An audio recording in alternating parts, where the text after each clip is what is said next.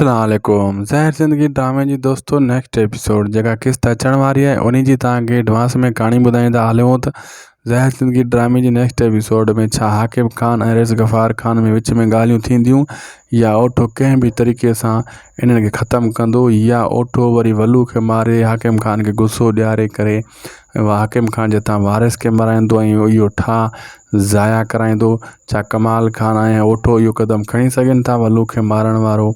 छा थींदो छा न थींदो सॼी कहानी तव्हांखे ॿुधाईंदासीं इन नंढड़े वीडियो में। पहिरियां खे पूरो ॾिसो जीअं तव्हांखे सॼी कहानी सम्झ में अचे ऐं थी सघे त शाहिद खुशो वीलॉग यूट्यूब चैनल खे ज़रूरु सब्सक्राइब कजो। अगर फेसबुक पेज ते ॾिसी रहिया हो त इनखे फॉलो लाइक शेयर ज़रूरु कंदा।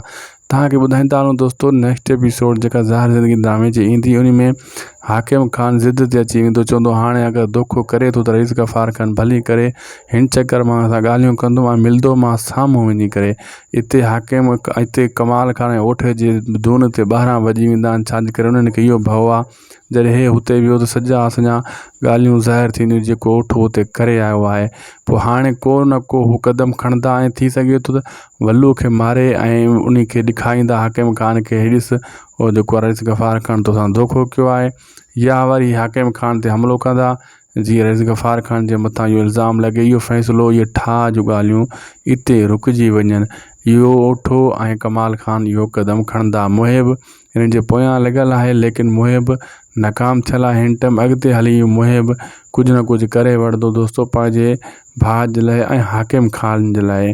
ऐं जेको आहे दोस्तों बाक़ी ओठे जे लाइ त हाणे मौत ई आहे। रिज़ गफ़ार खान उन खे कॾहिं माफ़ी न ॾींदो ऐं रिज़ गफ़ार खान उन जे लाइ इहा शइ तइ कई वेठो आहे, हू सिर्फ़ु वारिस ऐं मीरा खे छॾाइण जे लाइ हाकिम खान वटि मजबूर आहे। रिज़ गफ़ार खान ऐं रबन बि इन शइ जो ओठो ऐं कमाल खान भरपूर फ़ाइदो वठी रहिया आहिनि। वारिस ऐं मीरा खे अगवा करे उन्हनि खे फ़ाइदो ई फ़ाइदो आहे, उन खे कोई कुझु नथो करे सघे। अहिड़े हिसाब सां इहो शैतानी पूरी ओठो हाणे चाल खेॾंदो हाकिम खान ऐं रिज़ गफ़ार खान जा कम ड्राहण जे लाइ। असांखे ॾींदा इजाज़त वीडियो पोइ पुॼाइणी ते।